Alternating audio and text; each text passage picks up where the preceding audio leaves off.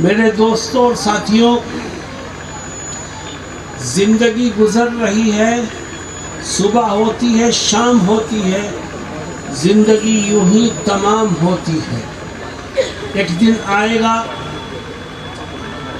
جب انسان دنیا کو چھوڑ کر کے چلا جائے گا، امیر ہو کہ غریب ہو، جوان ہو کہ بوڑھا ہو، طاقتور ہو کہ کمزور ہو، ہر ایک کو ایک دن موت کا مزہ چکھنا ہی پڑے گا، دنیا کو چھوڑ کر کے جانا ہی پڑے گا۔ اللہ رب العزت قرآن کریم میں اور حضرت محمد مصطفیٰ صلی اللہ علیہ وسلم حدیث شریف میں جگہ جگہ فرماتے ہیں کہ اللہ نے ہر انسان کے دو ٹھکانے بنائے ہیں۔ ہم میں سے ہر ایک کا دو ٹھکانہ ہے، ایک ٹھکانہ جنت میں ہے، ایک سیٹ جنت میں ہے اور دوسری سیٹ جہنم میں ہے، ہر انسان کی۔ اللہ نے دونوں جگہوں پر سیٹ رکھ دی ہے، اور نبی کریم صلی اللہ علیہ وسلم فرماتے ہیں کہ جب کوئی نیک انسان دنیا سے رخصت ہو کے جاتا ہے تو اللہ فرشتوں کو حکم دیتا ہے کہ جاؤ اس کو اس کی جہنم والی سیٹ پہلے دکھاؤ۔ فرشتے اسے پکڑ کر کے جہنم کی طرف لے جاتے ہیں، وہ وہاں کے عذاب کو دیکھتا ہے، وہاں کی تباہی اور بربادی کو دیکھتا ہے اور گھبرا جاتا ہے۔ لیکن کچھ ہی وقت گزرتا ہے کہ فرشتے اس کو یہ خبر دیتے ہیں کہ دیکھ یہ وہ عذاب ہے جس سے تیرے رب نے تجھے بچا لیا، چل تو اپنے اس آخری ٹھکانے کو دیکھ جہاں جنت کی نعمتیں تیری منتظر ہیں۔ اور میرے دوستوں اور ساتھیوں، جب کوئی گناہگار انسان دنیا سے جاتا ہے تو اللہ کی طرف سے حکم ہوتا ہے کہ جاؤ اس کو پہلے جنت والا ٹھکانہ دکھاؤ۔ اسے جنت کی طرف لے جایا جاتا ہے، وہ جنت کی نعمتوں کو دیکھتا ہے اور خوش ہوتا ہے، اور یقیناً دل میں سوچتا ہوگا کہ میں تو دنیا میں بھی مزے کر کے آیا ہوں اور یہاں پر بھی میرے مزے ہی مزے ہیں۔ لیکن چند ہی لمحے گزرتے ہیں کہ اللہ کی طرف سے اسے فرشتے یہ پیغام دیتے ہیں کہ دیکھ یہ وہ نعمتیں ہیں جن سے تیرے رب نے تجھ کو محروم کر دیا ہے، چل اپنے اس ٹھکانے کی طرف جہاں جہنم کا عذاب تیرا منتظر ہے۔ اللہ ہم سب کی حفاظت فرمائے۔ میرے دوستوں اور ساتھیوں، ایک دن مرنا ہے، ایک دن دنیا کو چھوڑنا ہے، اور ٹھکانے دو ہیں، جنت بھی ہے اور جہنم بھی ہے۔ میں آپ سے پوچھتا ہوں، میری آواز جہاں تک جا رہی ہے مجھے زور سے جواب دینا، یہ بتاؤ کہ تم جنت والے ٹھکانے کو پسند کرو گے یا جہنم والے ٹھکانے کو؟ بولو بھائی، زور سے بولو۔ جنت والے ٹھکانے کو۔ ہر مومن یہ چاہے گا کہ اللہ مجھے مرنے کے بعد جنت میں ٹھکانہ نصیب فرمائے۔ لیکن دوستوں اور ساتھیوں، جنت والا ٹھکانہ کسی کو فری میں نہیں ملتا۔ جنت والے ٹھکانے کے لیے دنیا کی زندگی میں کچھ کرنا پڑے گا۔ کھیل نہیں ہے، تماشا نہیں ہے، جنت کی نعمتیں فری میں ملنے والی نہیں ہیں۔ میرے دوستوں اور ساتھیوں، اگر جنت کا ٹھکانہ حاصل کرنا چاہتے ہو تو زندگی میں کچھ کام کرنے پڑیں گے۔ بتاؤ، کرنے کے لیے تیار ہو؟ صرف 4 کام ہیں۔ اگر یہ 4 کام کسی انسان نے کر لیے تو میں اسے یقین دلاتا ہوں کہ انشاءاللہ رب ذوالجلال اس کے گناہوں کو، لغزشوں کو معاف کر کے اس کو جنت میں ٹھکانہ نصیب فرمائے۔ کتنے کام ہیں بھائی؟ 4 کام۔ میں وہ ایک ایک کر کے آپ کے سامنے رکھوں گا، لیکن میری ایک شرط ہے، اور وہ شرط یہ ہے کہ یہ عہد کرو کہ انشاءاللہ ان 4 کاموں کو سن کر کے زندگی کے آخری سانس تک ان پر عمل کی بھرپور کوشش کرتے رہیں گے۔ وہ 4 کام ہیں کیا؟ سب سے پہلا کام، اگر یہ چاہتے ہو کہ اللہ رب العزت مرنے کے بعد جنت والا ٹھکانہ آپ کو عطا کرے اور جہنم والے ٹھکانے سے آپ کو بچا لے، تو 4 کام کرو۔ پہلا کام یہ ہے کہ آج سے طے کر لو کہ انشاءاللہ جب تک جسم میں جان اور بدن میں روح رہے گی اس وقت تک روزانہ 5 ٹائم کی نماز پابندی سے پڑھتے رہے گی۔ جو نمازیں پابندی سے پڑھے اور پڑھتے پڑھتے دنیا سے جائے تو اللہ رب العزت جنت کی نعمتیں اس کے قدموں میں نچھاور کر دے گا اور اس کو جہنم کے عذاب سے بچا لے گا۔ مسلمانوں، میں افسوس سے یہ بات کہتا ہوں کہ آج امت نمازوں کے ساتھ کھلواڑ کر رہی ہے۔ جوان بیٹھے ہیں، نمازوں کی پرواہ نہیں، موبائل میں لگے ہوئے ہیں، دنیا کے کاروبار میں لگے ہیں، دلچسپیوں میں اپنی زندگی کو گزار رہے ہیں۔ اللہ کے سامنے ماتھا ٹیک کر کے اس کو خوش کرنے کی کوئی فکر نہیں ہے۔ میرے دوستوں اور ساتھیوں، جس نے نماز پڑھی اس نے اپنے رب کے سامنے اپنے سر کو جھکا لیا، اور جو رب کے سامنے سر کو جھکائے گا رب اس کو دونوں جہان کی عزتوں سے مالا مال فرمائے گا۔ اور جس نے نماز میں کوتاہی کی وہ اپنے رب کے سامنے جھکنے سے بھاگ رہا ہے، گویا وہ شیطان کی راہ پر چل رہا ہے۔ ایسے ہی لوگوں کے لیے قرآن کیا کہتا ہے؟ کہتا ہے فَأَمَّا مَن طَغَى وَآثَرَ الْحَيَاةَ الدُّنْيَا فَإِنَّ الْجَحِيمَ هِيَ الْمَأْوَى۔ اللہ کہتا ہے جس نے سرکشی کی اور خدا کے سامنے کھڑے ہونے کا خوف اس کے دل سے نکل گیا، خدا کی نافرمانی کرنے لگا، تو اللہ کہتا ہے جب وہ مر کر کے میرے پاس آئے گا تو میرے ہاں اس کے لیے جہنم کے سوا کوئی ٹھکانہ نہیں ہے۔ میرے دوستو، آؤ ہم طے کریں کہ انشاءاللہ روزانہ 5 ٹائم کی نماز پابندی سے پڑھیں گے۔ پڑھو گے بھائی؟ اس مجمع میں بہت سے لوگ ایسے ہیں جو صرف جمعے کی نماز پڑھتے ہیں اور سینہ ٹھوک کے کہتے ہیں مولوی صاحب میں جمعے کی نماز کبھی نہیں چھوڑتا۔ ارے اس بے وقوف سے پوچھو نماز جمعے کی پڑھتا ہے تو کس کے لیے؟ خدا کے لیے؟ نہیں تو جھوٹ بولتا ہے۔ اگر تو خدا کے لیے پڑھتا تو خدا نے تو فجر کی نماز بھی فرض کی ہے، عصر کی بھی فرض کی ہے، مغرب اور عشاء کی بھی فرض کی ہے، روزانہ 5 نمازیں فرض کی ہیں۔ اگر تو خدا کے لیے پڑھتا تو ہر نماز پڑھتا، لیکن تو صرف جمعے کی پڑھتا ہے۔ اس کا مطلب یہ ہے کہ اپنی من چاہی نماز پڑھ رہا ہے، خدا کے حکم کو زندہ نہیں کر رہا ہے۔ یہ نماز تیرے منہ پر مار دی جائے گی، اللہ کے ہاں قبولیت کے درجے کو نہیں پہنچے گی۔ اور اس مجمع میں بہت سے جوان ایسے ہیں جو نماز پڑھتے ہیں، روزانہ پڑھتے ہیں، لیکن ان سے پوچھو کہ روزانہ تو پڑھتے ہو لیکن یہ تو بتاؤ کہ روزانہ کتنی پڑھ لیتے ہو؟ تو آپ کو پتہ چلے گا کہ کبھی 2 پڑھ لی 3 چھوڑ دی، کبھی 3 پڑھ لی 2 چھوڑ دی، کبھی عشاء پڑھے بغیر سو گیا اور کبھی فجر میں پڑھا سو رہا ہے۔ میرے دوستو، جس نے 2 پڑھی 3 چھوڑی یا 3 پڑھی 2 چھوڑی وہ بھی اپنی منچاہی نماز پڑھتا ہے۔ خدا کہتا ہے 5 پڑھ، تو کہتا ہے میں تو 2 ہی پڑھوں گا۔ خدا کہتا ہے 5 پڑھ، تو کہتا ہے میں تو 3 ہی پڑھوں گا۔ تو خدا کے حکم سے ٹکرانے کی کوشش کر رہا ہے، اور جو خدا کے حکم سے ٹکرائے اس کو قبول کرنے سے بھاگے وہ خدا کی رحمت سے اور اس کی جنت سے محروم ہے۔ آؤ ہم طے کریں کہ انشاءاللہ ہم نماز پڑھیں گے، مرتے مرتے پڑھیں گے اور پڑھتے پڑھتے مریں گے انشاءاللہ۔ پھر دیکھو اللہ جنت کا ٹھکانہ تمہیں عطا فرمائے۔ کیوں بھائی اس پر عمل کریں گے انشاءاللہ؟ میں نے کہا تھا کتنے کام کر لو، 4 میں سے کتنے آئے؟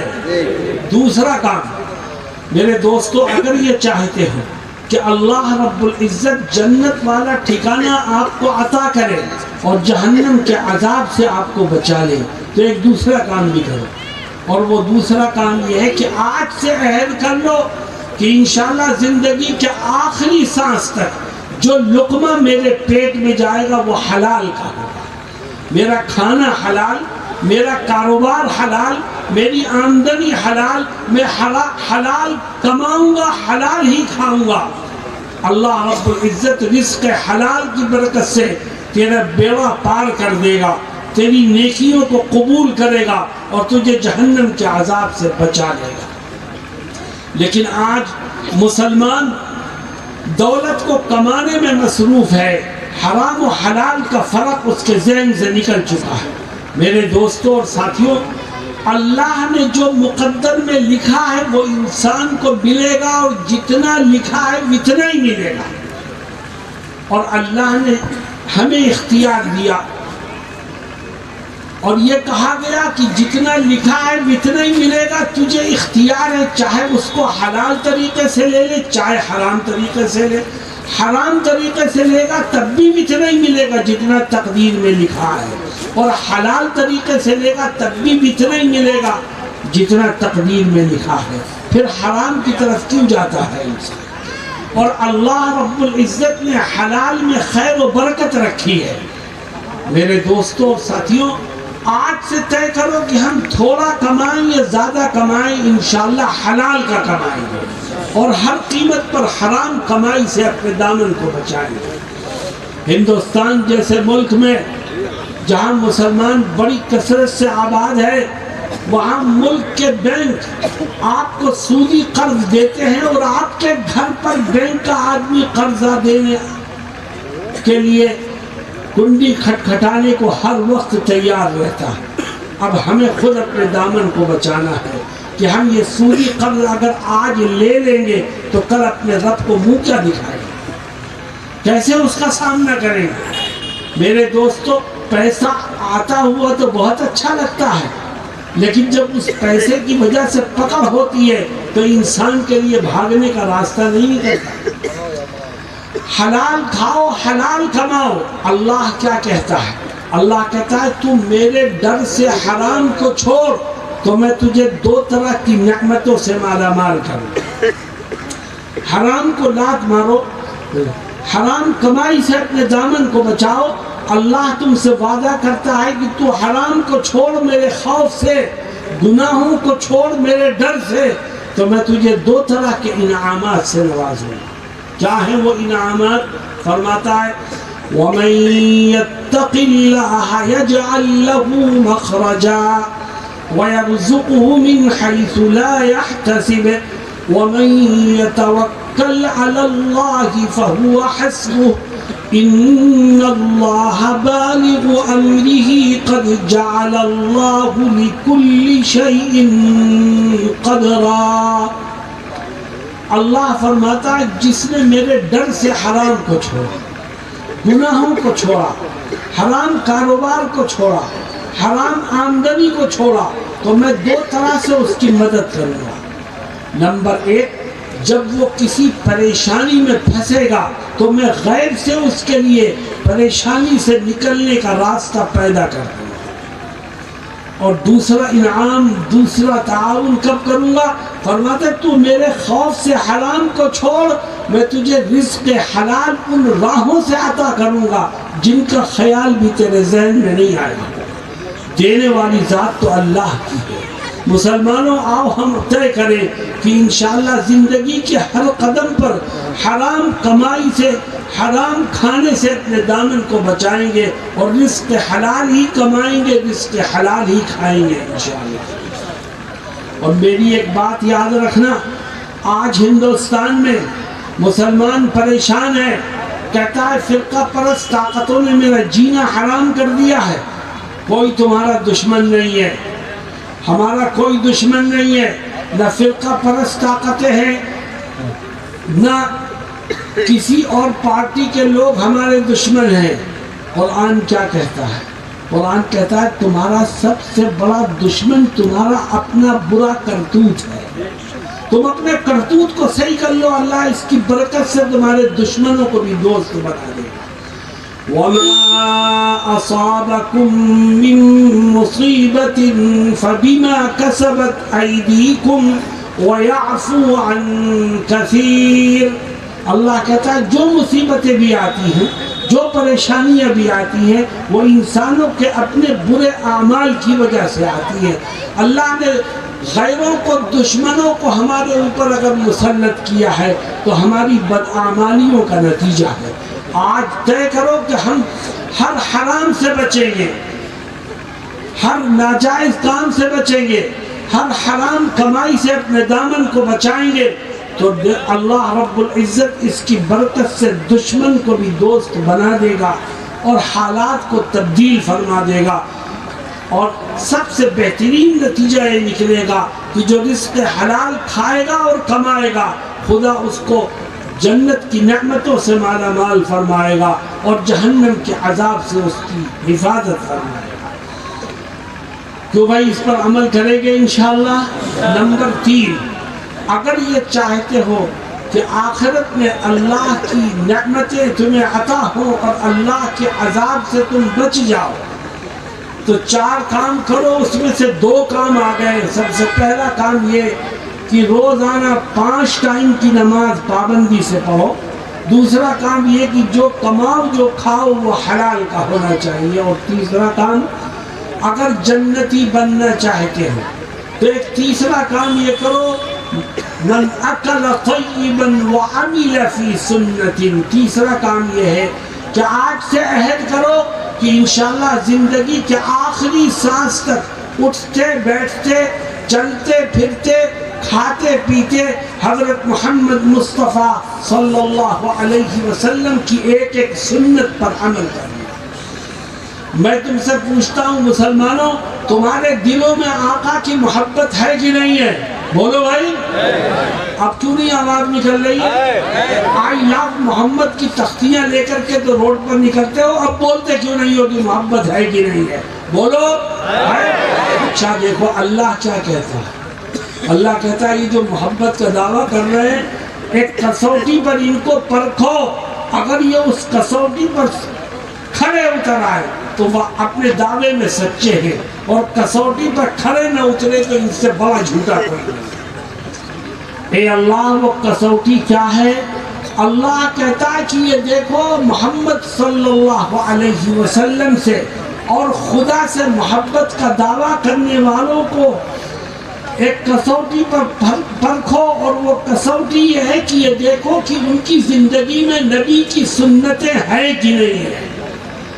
وہ اٹھتے بیٹھتے چلتے پھرتے کھاتے پیتے سنتوں پر عمل کر رہے ہیں کہ نہیں کر رہے ہیں؟ جو سنتوں پر عمل کرے گا وہ نبی سے محبت کرنے والوں میں شامل ہوگا، اور جو سنتوں پر عمل نہیں کرے گا وہ محبت کا کتنا ہی دعویٰ کیوں نہ کرے، آئی لو محمد کی تختیاں روزانہ ہاتھ میں لے کر کیوں نہ ناچے، اللہ کے ہاں اس کی محبت کا کوئی اعتبار نہیں۔ مسلمانوں، نبی کریم صلی اللہ علیہ وسلم کی سنتوں کو ہم اپنے چہرے سے کھرچ کے نالیوں میں بہا رہے ہیں اور کہتے ہیں ہمیں محبت ہے۔ نبی کی سنتوں کو پیروں تلے کچلتے ہیں ہم اور کہتے ہیں ہمیں محبت ہے، جیسے شرم اور غیرت کی بات ہے۔ اپنی زندگی میں جھانک کے دیکھو، نبی کریم علیہ السلام کا طریقہ ہماری زندگی میں ہے۔ آپ کے چہرے انور پر داڑھی تھی، آج مسلمان جوان اللہ کے دشمنوں کی نقل اتار کر داڑھی کو کھرچ کر کے نالیوں میں بہا رہا ہے۔ کل اللہ کے نبی کا سامنا کس چہرے پہ کرے گا؟ نبی کریم صلی اللہ علیہ وسلم شادی بیاہ کے موقع پر سادگی سے فنکشن کو کرنے کا حکم دیتے ہیں، اور ہم پانی کی طرح سے پیسہ بہاتے ہیں صرف دکھاوے کے لیے، صرف اپنی جھوٹی انا اور شان و شوکت کے اظہار کے لیے۔ اللہ کے نبی حضرت محمد مصطفیٰ صلی اللہ علیہ وسلم فرماتے ہیں اعظم النکاح برکتاً ایسرہ مؤونتاً، او کما قال صلی اللہ علیہ وسلم، کہ سب سے بابرکت شادی، اور سب سے متبرک نکاح وہ ہے جس میں پیسے کا خرچہ کم سے کم کیا جائے، جس میں زیادہ اسراف نہ کیا جائے، جس میں دکھاوا نہ کیا جائے، جس میں جھوٹی شان و شوکت کا اظہار نہ کیا جائے۔ اور آج مسلمان یہ سارا کام بڑے سینہ تان کے کرتا ہے، کہتا میرا پیسہ ہے، میں جہاں چاہوں خرچ کر۔ ارے تیرا پیسہ کہاں سے آیا؟ تو اپنی ماں کے پیٹ سے لے کے آیا تھا۔ دینے والی ذات اللہ کی ہے اور وہی مالک ہے، وہ کل پوچھے گا کہ یہ بتا پیسہ کہاں سے کمایا؟ تو نے ثابت کر دیا میں نے حلال طریقے سے کمایا، تو اللہ دوسرا سوال کرے گا یہ بتا خرچ کہاں کمانے میں بھی آزاد نہیں تو خرچ کرنے میں بھی آزاد نہیں، کیونکہ تم مالک ہی نہیں ہے۔ مالک تو وہ ہے جو زمین و آسمان کا مالک ہے۔ میرے دوستوں اور ساتھیوں، کھانے کی کیا سنت ہے، پینے کی کیا سنت ہے، صبح کو اٹھنے کی کیا سنت ہے، رات کو سونے کی کیا سنت ہے، واش روم میں جانے کی کیا سنت ہے، وہاں سے نکلنے کی کیا سنت ہے، آج مسلمان کو اس کی کوئی خبر نہیں۔ تم جہاں رہتے ہو، جس گاؤں اور محلے میں رہتے ہو، وہاں کی مسجد کے امام سے، اپنے محلے کے عالم سے تعلق قائم کر کے سنتوں کے بارے میں پوچھو، نبی سے جو دعائیں ثابت ہیں وہ معلوم کر کے یاد کرو۔ اگر تم نے پانی سنت کے مطابق پیا، کھانا سنت کے مطابق کھایا، واش روم میں سنت کے مطابق گئے، تو اللہ رب العزت تمہارے ان تمام اعمال کو بھی عبادت میں تبدیل فرما دے گا۔ میرے دوستوں اور ساتھیوں، آؤ ہم طے کریں کہ انشاءاللہ سنتوں پر عمل کر کے نبی سے محبت کرنے والوں کی فہرست میں ہم اپنے نام کو شامل کریں گے۔ جو نبی سے محبت کرنے والا بن گیا، اللہ بھی اس سے محبت کرنے لگے گا، اور جس سے اللہ اور نبی محبت کرنے لگے اس کے لیے جنت کے سارے دروازے کھول دیے جائیں گے۔ من اکل طیبا وعمل فی سنت، تو بھائی عمل کرو گے انشاءاللہ؟ جتنے ساتھی یہاں بغیر داڑھی والے بیٹھے ہیں، میں ان سے کہتا ہوں کہ دل کڑا کر لو کہ میرے آقا کی سنت ہے۔ میں تو ابھی تک غیروں کی نقل اتار رہا تھا، آج سے میں اپنے آقا کی نقل اتار کر اپنے چہرے کو آقا کی سنت سے سجاؤں گا۔ تو بھائی تیار ہو اس کے لیے؟ اللہ رب العزت آسان فرمائے، عمل کی راہ کو ہم سب کے لیے کھول دے۔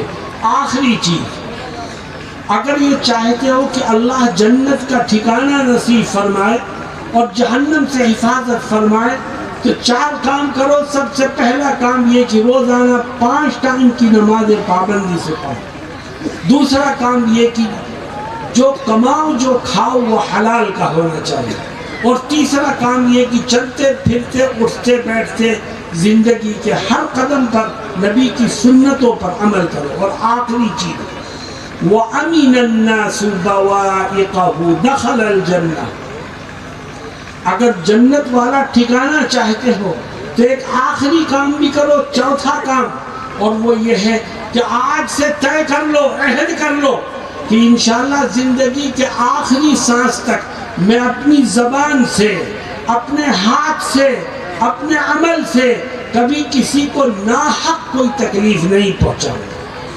نہ کسی سے کو برا بھلا کہوں گا، نہ کسی پر الزام لگاؤں گا، نہ کسی کے ساتھ گالم گلوچ کروں گا، نہ اپنے ہاتھ سے کسی کو دکھ پہنچاؤں گا، نہ اپنی زبان سے کسی کو پریشان کروں گا۔ جو اللہ کے بندوں کو دکھ پہنچانے سے بچے، جو اللہ کے بندوں کو پریشان کرنے سے بچے، جو اللہ کے بندوں کو تکلیف پہنچانے سے بچے، اللہ اس کو جہنم کے عذاب سے بچا لے گا۔ اور جو اللہ کے بندوں کو تکلیف پہنچائے، کیوں؟ اس لیے کہ میں طاقتور ہوں تو کمزور ہے، کیوں؟ اس لیے کہ میں مالدار ہوں تو غریب ہے، کیوں؟ اس لیے کہ میں بڑے خاندان کا ہوں تو غریب خاندان کا ہے۔ ارے ڈر اس رب سے جس نے تجھے پیسہ دیا ہے، یاد رکھ وہ جس طرح پیسہ دینے پر قادر ہے، اسی طرح اپنی نعمت کو چھیننے کی بھی طاقت رکھتا ہے۔ وہ تیرے جسم سے قوت کو بھی چھین سکتا ہے، تجھے پائی پائی کا محتاج بھی بنا سکتا ہے، اور تجھے اپنی نعمتوں سے محروم بھی کر سکتا ہے، ڈر اس سے۔ کبھی کسی کو تکلیف مت پہنچاؤ۔ آج امت کا حال یہ ہے کہ مسلمانوں کے محلوں میں گھس جاؤ تو ایسا لگتا ہے کہ ہر ایک کا ہاتھ دوسرے کے گریبان کا، اختلافات ہیں، جھگڑے ہیں، لڑائیاں ہیں، اور کوئی کسی کو معاف کرنے کے لیے تیار نہیں ہے۔ میرے دوستوں اور ساتھیوں، آج سے طے کرو کہ انشاءاللہ میں ہر قیمت پر اپنے دامن کو جھگڑے اور لڑائی سے بچاؤں گا، نہ اپنی زبان سے کسی کو برا کہوں گا، نہ اپنے ہاتھ سے کسی کو دکھ پہنچاؤں گا۔ اور میرے دوستوں اور ساتھیوں، نہ اللہ رب العزت نے قرآن کریم میں اس کی بڑی برائی بیان فرمائی ہے۔ کسی کو برا مت کہو، کسی کے ساتھ ہنسی مذاق مت کرو، کسی کا دل مت دکھاؤ۔ قرآن بار بار متنبہ کرتا ہے، اور نبی کریم صلی اللہ علیہ وسلم بھی ایک حدیث شریف میں فرماتے ہیں کہ تم میں بہترین مسلمان وہ ہے، بہترین انسان وہ ہے، بہترین ایمان والا وہ ہے کہ جس کے ہاتھ سے بھی کسی کو تکلیف نہ پہنچے اور اس کی زبان سے بھی کبھی کسی کو دکھ نہ پہنچے۔ آؤ ہم طے کریں کہ ہم انشاءاللہ کسی کے ساتھ بدتمیزی نہیں کریں گے، کسی کے ساتھ جھگڑا نہیں کریں گے، کسی کو تکلیف نہیں پہنچائیں گے۔ جو اپنا دامن دوسروں کو تکلیف پہنچانے سے بچائے گا، اللہ رب العزت اس کو جنت کا ٹھکانہ نصیب فرمائے گا۔ میرے دوستو، یہ 4 کام ہیں، اور یہ 4 کام ایسے بنیادی کام ہیں کہ جس نے ان 4 کاموں کو مضبوطی سے زندگی کے آخری سانس تک کیا، میں اسے یقین دلاتا ہوں کہ خدا موت کے بعد اس کو جنت میں ٹھکانہ نصیب فرمائے گا اور جہنم سے اس کی حفاظت فرمائے گا۔ حضرت محمد مصطفیٰ صلی اللہ علیہ وسلم ایسے لوگوں کو جنت کی خوشخبری دیتے ہیں۔ اللہ ہم سب کو کہنے اور سننے سے زیادہ عمل کی توفیق سے مالا مال فرمائے۔ اللہ تعالیٰ اس مدرسے کو بھی مزید ترقیات سے نوازے۔ آج اس مدرسے کی برکت سے ہی یہ جلسہ ہو رہا ہے، اور اسی کی برکت سے آج دین کی باتیں ہمیں سننے کا موقع ملا ہے۔ اللہ رب العزت اس مدرسے کو ہر طرح کے شرور و فتن سے محفوظ فرمائے، اور اس کے فیض کو عام فرمائے، اور اس کو مزید ترقیات سے مالا مال فرمائے۔ وصلی اللہ علی سیدنا محمد وعلی آلہ وصحبہ اجمعین برحمتک یا رب العالمین۔